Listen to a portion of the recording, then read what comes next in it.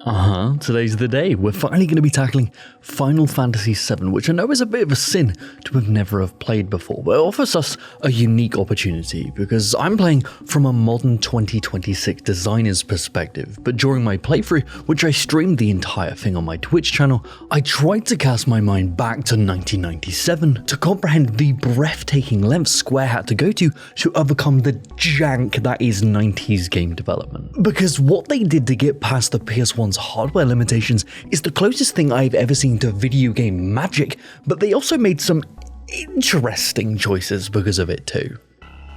So looking back, Final Fantasy 1 through 6 mastered and maintained a specific formula of pixel art, and FF6 was a culmination of all of that learning to produce some truly cinematic and moving storytelling. But times were a-changin'. This period was the Wild West of early 3D polygonal graphics, and Square needed to decide whether to play it safe or develop in a completely new style for new hardware.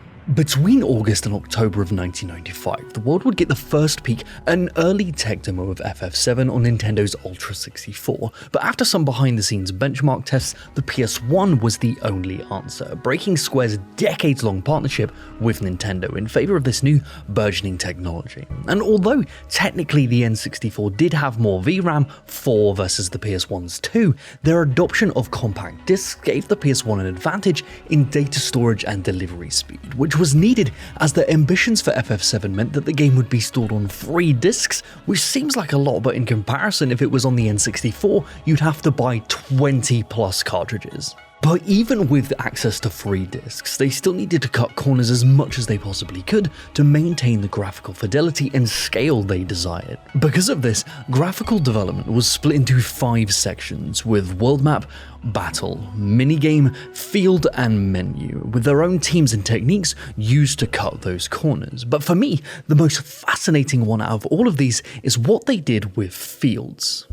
Inspired greatly by games like Alone in the Dark, Tetsuya Nomura brought the suggestion of using pre-rendered backgrounds to the team as a necessity to maintain fidelity while also lowering graphical load during play. They would take 3D modeled environments, light and frame them at the appropriate angles, and then render them out as simple 2D images for the players to walk atop of, taking what could be hundreds and thousands of polygons and reducing them down to a single flat image, which drastically reduces the load on the PS1, allowing them to make more densely populated and complicated scenes.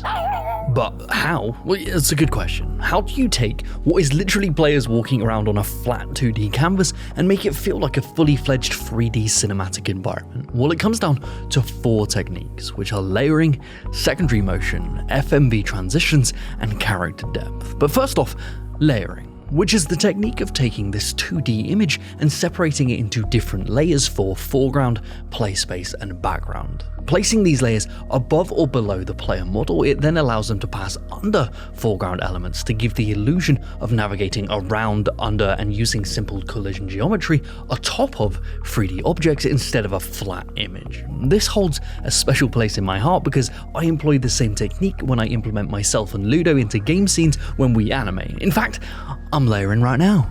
What this also allows developers to do is to utilize secondary motion in the background layers to simulate depth. Secondary motion is originally a puppetry term used to describe an aspect of a puppet designed to add residual motion to give the illusion of more life than it actually has. For example, light feathers are a common trick for this. As the puppet moves and stops, the feathers will continue to sway for a moment as they settle. This is secondary motion. Square employs a similar trick by animating individual elements, be that pulsating lights, flapping cloth, or rising smog, craftily placing these in between foreground and background layers to give a sense of depth and added motion to this static 2D scene. They can also add this secondary motion to the entire screen space itself in some cases. For example, in this elevator scene, there is a single black bar foreground layer to cut off Cloud's feet to simulate a floor. Secondary motion is then placed on the lights, but also when engaged, the entire background layer itself is animated to pulse vertically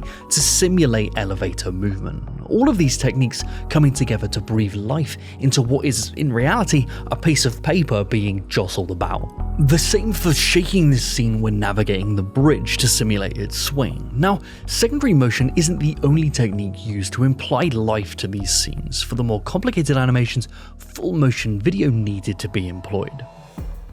Full motion video, in comparison to the static 2D pre-rendered images, are the same environments but animated for a specific cutscene or scene transition. Then the same controllable player characters are then manipulated on top of these videos to simulate them being inside of them. This is fascinating and might look a tad jank in some specific scenarios, but for the most part it works really well. This allows the developers to have complex animated transitions while simultaneously keeping resources low and keeping things in player control. Some interesting implementations of this that I noticed: inside the airship hangar area, there is a gigantic airship and its propellers spinning a secondary motion to add depth, but as you use the elevator, the camera pans to obscure the airship completely before initiating the FMV transition. This would have been done because the secondary motion animations are looped, so depending on when the player initiates the elevator FMV, it could be at a time where the propeller animations didn't line up correctly, so they would appear to skip. So instead, they just remove it from the equation and then pan back to it to maintain a consistent proper propeller animation timing. Yeah, it might be boring to you, but it's super fascinating for me. Well, you can also see that Cloud is extremely small here, which is the final piece of this PNG puzzle: character depth and angles. While navigating atop, beneath, or on the invisible collision geometry, the developers scale Cloud's model to further simulate depth. For example, this scene in the underground tunnels. The heavy lifting in maintaining the illusion of this scene is the angle of the walkable geometry on the floor, and also the rate at which Cloud is scaled as he moves further away from the camera. The same with utilizing Cloud's crawl animation but on its side to simulate climbing. This is a clever asset reuse while simultaneously using well-placed geometry to add more scene depth. All of these techniques, from layering, secondary motion, FMV transitions, character depth and angles, can be seen all over the game's field sections, and is the part I most enjoy about it. It's like watching an illusion play out in real time, and even though I can see through the inner workings, it only makes me respect it even more. But these pre-rendered environments aren't without their drawbacks. Now, there are simple hiccups, like sometimes characters might clip through certain environmental layers, or scaling might be a bit wonky. Well, for example, here's Cloud in front of the church doors, and here he is on top of the exact same church. But these aren't affecting gameplay whatsoever. On the other hand, as much as they attempt to simulate depth within these scenes, sometimes it can be difficult to parse what they are attempting to convey and then navigate these scenes via PNG platforming. The best and most well-known example of this would be the now famously left behind beam puzzle. In this scene, it's very difficult to parse that the path of progression is this line. This was originally meant to be a part of a puzzle where the player would use this crane to move the beam into the correct position, but for whatever reason, that was abandoned. Instead, this beam is left here and is problematic in multiple ways. Its placement makes it seem as if it is connected to the elevated layer and makes it look as if you can walk across it, which is not the case, and down below, it has no side collision geometry, making it not appear as an interactable piece of scenery down at this layer. Now, this is not an isolated issue though. It can be seen across the entire game, having to rub up against collision boxes in hopes to stumble upon the path of progression. They do attempt to signify these paths in a traditional way, using diegetic lighting and those secondary motion animations to guide the player's eye, but due to the PS1's limitations, with a maximum render resolution of 640 by 480 and assets being built specifically for CRT TVs, it can get a little bit blurry. Interestingly enough though, there are a bunch of unintentional signifiers that the player can utilize. For example, have you ever been watching a cartoon and seen an item in the scene that's slightly discolored? This is because it's going to move or be interacted with, and this is caused by the object being on a different animation cell or layer to the background itself. The same can be seen here with interactable items on the ground, or even these trains. Spotting these subtle differences can help you navigate the world and even tell you a lot about where you might be headed. For example, during my stream, I noticed that this radar dish was clipping through a railing layer at the top of Cosmo Canyon. From this, I knew that there must be a way to get up there, because why else would the railing be on a separate layer? But not everyone is going to spot these tiny things, and most are going to struggle with the basic navigation, hence why they implemented their own system which on toggle will signify your own position and nearby navigable places to help with this. But the one thing this doesn't signify is optional lore. Going back to the stream, someone in chat would be like, "Oi Jay, you missed a piece of lore in that room." Turns out, if you fondle a pixel in the corner, you'll get a pretty vital piece of lore to help you connect the dots for the game's more convoluted story beats. Being encouraged to pixel hunt in its environments to get the most out of its narrative is one of the small gripes I have with this game's story delivery. But on the other hand, its moment-to-moment story delivery is unbelievably engaging. Before we dive into that though, do you know what else is engaging? Comparing your sweaty gamer stats to your mates with today's sponsor. This video is brought to you by PlayTracker, the app that tracks your cross-platform game library, achievements, stats, and more. PlayTracker works by connecting to various gaming platforms and combining all your data in one place. It offers a unified cross-platform social experience, advanced game library labeling and sorting, fun challenges and progression system, and stats about games and the types of players who enjoy them. PlayTracker is for all kinds of gamers, like this one. My top tags across all platforms are dating sim and psychological horror. I'm sure that says nothing about me as a person. And this one. My mate Captain ToeJam96 and I have a lot of games in common. We should tackle some challenges together. And even me! I'm better than all of you. Unite your gaming multiverse with PlayTracker today and join the official Second Wind Guild to unlock exclusive profile decorations by playing games recommended by us, a group of ostensibly professional gamers with allegedly great taste in games. Ooh. Oh yeah, we were talking about the game's narrative delivery. So, in a lot of modern RPGs, your next quest or point of progression is commonly signified by a quest log or visual markers on a map. 90 Square had a little bit more respect for the player's intelligence and forced them to use context clues via exploration and talking to NPCs as their main source for progression signifiers, and this has some really interesting consequences. For one, this forces players to talk to NPCs, whereas in other games players might be incentivized to overlook non-key NPCs as fluff because they wouldn't reward them extrinsically for engaging with them. The importance of NPC engagement is conditioned really early on in the opening Maker reactor, where to pass through a series of doors, they don't open on their own or have a keypad Cloud needs to interact with, they only open after Wedge and Biggs have been interacted with. If you're stuck for whatever reason, talking to NPCs is the solution. Once the player is conditioned to do this early, the developers can then attach narrative progression clues to NPCs, and my favorite example of this is in Shinra Tower, when the player is attempting to get into the conference room. NPCs around will complain about an odd smell coming from inside the conference room itself, and because of that, if you enter the toilets, you can stumble upon a vent leading directly above the conference room itself. Turns out that odd smell was poop, and now you're eavesdropping from above while someone else is dropping Choco Roccos in the bowls behind you. This isn't just tied to clues either. The player can obtain narrative and extrinsic rewards from engaging with NPCs. For example, most of the game's main party characters have their narratives progressed and concluded by revisiting key locations tied to their stories, not only giving the player more story for their beloved party members, but also commonly unlocking their ultimate weapons or limit breaks, rewarding players extrinsically for engaging properly with the world. This repeated revisiting of the same environments is also a great way to reuse assets, which is much needed while trying to minimize disk space, but also gives opportunities to have dramatic narrative impact by juxtaposing a familiar setting.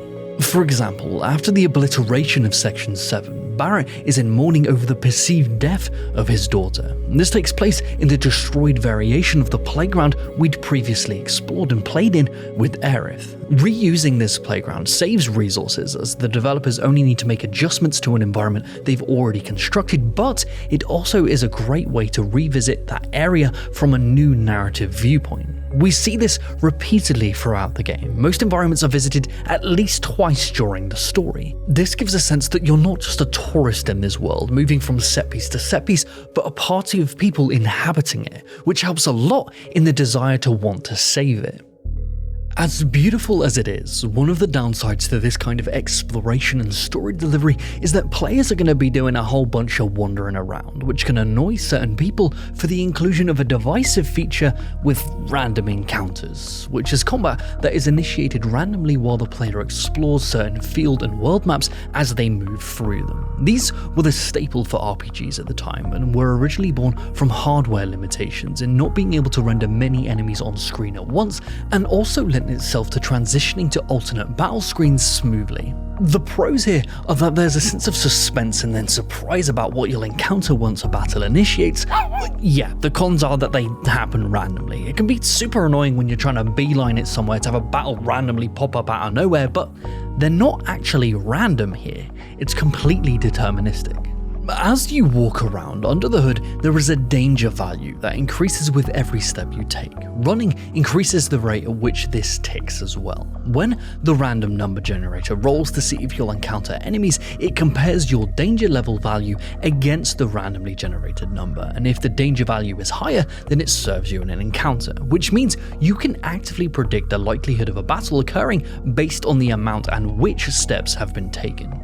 This still feels random from a first-time player's perspective, but for designers, it allows them to efficiently handle difficulty. Square doesn't want players to encounter too many random battles, because they're ultimately designed to drain resources, be that items or MP, until the player can reset at strategically placed points. But on the flip side, it also means they can manage the minimum amount of battles encountered to maintain appropriate power levels. The danger step system allows them to confidently predict, based on how long it takes to get from one environment to another, how many battles the player will encounter along said path. And because there is a set amount of different enemies the player can encounter in each area, they can manage XP delivery and damage output, balancing a specific level of difficulty throughout the entire game. But because of this, it can be easy to become overpowered if you fully engage with exploration, getting more encounters than planned and subsequently being rewarded with powerful weapons, materia and limit breaks. But I don't think rewarding your player with intrinsic, extrinsic and narrative rewards for careful exploration should ever be considered a bad thing. Another cool thing the developers do is taking these battle and field play spaces and utilizing them together to increase the verisimilitude or believability of the world as a whole. For example, in the motorcycle chase scene, any damage sustained during it will affect how much health you and your party have in the following boss fight. The same for the droppable icicles needed for this puzzle. Narratively, they would need to be damaged to drop them down, so where would you damage something in this game? In the battle scenes, turning puzzle items into unique attackable enemies. The battle screen itself is also a unique space to deliver story details through play. This can be seen clearly with the massive gap between Cloud and Sephiroth's stats in the flashback scene, or even the same in reverse when you first encounter Aerith. Using the battle play space in these unique ways is a super cool utilization of the medium, but it isn't done much, so I'm really hoping to see a lot more of this in Final Fantasy VIII. Now back to the battles themselves. They utilize the active time battle system, which is where party member turns aren't initiated sequentially or based on initiative, but they have to wait for their ATB meter to fill before they can attack, all popping off at different times, affected by different consumables and equipables. This allows players to engage with the familiar turn-based combat menuing, but with the frantic surprises that comes with real-time combat. It can be a tad overwhelming at times, but can be turned off in favor of a wait style system if you prefer. It's the best of both worlds, but this is where some of my criticisms rear their ugly head. Not simply because of 90s jank, but because of creative decisions. Because of the justifiable hype for the 3D environments, the developers implemented unique angles and animations for any and all attacks from party or foes, which wouldn't be a problem in a traditional turn-based system, but because of ATB, it causes some issues. Well, let's say you simply want to heal one of your party members. You can access the menu below to navigate to the heal, but to pick someone to use it on, you have to select their character model in the battle space. But if the enemy is attacking in any meaningful way, the camera can transition to a different postcode, making it hard to tell what you're even targeting, and in the worst case, completely obscuring the entire party. All of that, factored in with the absolute state of the menus in general, can get you killed extremely quickly if you're not careful.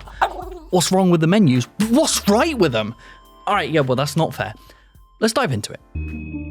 Yeah, okay, we're all in agreement that we know that this game was developed in the Wild West, but it's odd that their menus are something that's been shared throughout their series and still have so many eccentricities. Let's rapid fire for a bunch of them. Like when they try to tutorialize how materia works, if you try to do what it's telling you too early, it will skip the next queued up dialogue, freak out, and then make you wait for a few seconds before it resets itself. Why is escaping battles hold down both bumpers and wait? Why isn't it in the submenus? Why isn't a lot of stuff in the submenus? Because selecting party members could be in this already included UI, which would be usable at any time, and selecting enemies could be used in the play space. You could even do left and right on the D-pad cycles through enemies and up and down bounces to the menus to select party members. Why are the lists of usable, unusable, and unobtained summons all listed simultaneously but hidden, so I have to scroll down every time I want to use Bahamut Zero? Also, when you're affected with status ailments, there is no signifier via text unless you try and do it via healing yourself. Yes, it is denoted by visuals on the character models, but if you don't understand what the ailment is in the first place, how are you meant to know how to cure it with the appropriate items? So you got a mindlessly menu while the enemies are raining down on you because of the ATB. Like, when I'm trying to quickly remedy my entire party being turned into frogs, I don't want to have to tab past 26 weapons while they slap me to death. Yeah, I know you can throw weapons with the throw materia, but why are they housed in the items menu and not their own sub-menu like e-skills? Just organize my inventory better. You're not wrong, but I got nothing. Now, the overworld menus themselves. Why, when you get a new item, the easiest way to check what it is to go to the items menu and scroll all the way down to the bottom. Even using shortcuts, it's 16 interaction costs because the list just keeps growing the further you get into the game. And when I get there, why doesn't it tell me who the weapon is for? Why can't you just click on that weapon and have it transition to the equip screen for that character? Why, if I want to move a materia from one slot to another on the same character, do I have to fully unequip it and then use the sub-menu, or go into the cluster dumpster exchange menu to have that luxury? The same for if I want to take an equipable item off of one character and give it to another. If they're not already in my party, I have to call them up, move them back into the party just to unequip that item. Why is there 10 interaction costs just to save the game? It's so odd because they've proven that they can implement quality of life menu features but only do them in certain areas and not across the board. Don't even get me started on the inconsistencies in interfacing between its many mini-games, because if you didn't already know, this game is jam-packed with mini-games. Oh, you want a wig? Go do some squats. Oh, you want to break into the military city complex up there? No, you don't need a code or to repel. Resuscitate that child so you can get on a dolphin and launch yourself 10 stories. Don't get me wrong, I enjoyed these inclusions, but how they control is something very counterintuitive to pre-established conditioning, and they surprise you with them, so by the time you figured out you're even in a cat fight slap-off, it's already begun. But luckily, failing these mini-games often have diegetic consequences that still advance the story, usually with combat or narrative conclusions, but I adore that they went to the effort of implementing those consequences rather than forcing players to engage with the minigame of the week ad nauseum till they're done. I just wish how you interfaced with all of this extra content and even the menus as a whole were a little more consistent. But a lot of this can be chalked up to it being 1997 and how long it took them to make the game. Because how long do you think this game took to create, considering its technological advancements on new hardware and its scale? Try one of what? Years? This game was made in a single year! Yeah, it turns out pre-production, initial planning and tech demos were developed in a 2-year span, but the brunt of Final Fantasy VII's development took place over the course of a single year, with a team of roughly 100 to 150 employees with a budget of 40 million, where most teams in the 90s averaged around 20 to 30 employees with budgets between 3 to 5 million, even for gigantic titles. It is difficult to fathom the size of the brass nutties on Square for greenlighting this game. How unbelievably hard these developers must have been working to attempt such innovation in the genre, in an untested art style, in an untested market, on completely new hardware, with the unprecedented level of scale, with the complexity of its systems and interwoven narrative to achieve all of this in a single year. Well, I think you can forgive some of its UI eccentricities. And when you play this game through that lens of a kid in 1997, this game is unbelievable. The only way I could visualize what this does to your brain is showing you my live reaction to when Sephiroth parted the heavens and summoned a meteor from another galaxy to kill me. Honestly, if it wasn't for my blind nostalgia for Beyond Good and Evil, this would probably be my favourite game of all time. And I'm angry none of you told me that it was this good sooner. To round out this episode, I'm going to do something a little bit different. I'm going to be holding a vote over on my Twitch channel tomorrow on Tuesday, April 14th at 7 PM EST to see what you would like to see me cover next on these retro style Jay's never played it before design delves. I'm kind of hoping that you guys are going to vote for Final Fantasy VIII because I've heard some things about it, but it could be, Metal Gear Solid, Symphony of the Night, Majora's Mask. It's up to you. Whatever wins that vote, I will be streaming over there instantly for us all to share in. So I hope to see you over there because streaming Final Fantasy VII with you guys was some of the most fun I've ever had. And that being said, thank you to these amazing note takers. I wouldn't have been able to do this episode without you. All right. Thank you for indulging me in this new kind of format, guys. I really hope you enjoyed it, and I will see you tomorrow for the vote. All right. Bye, guys.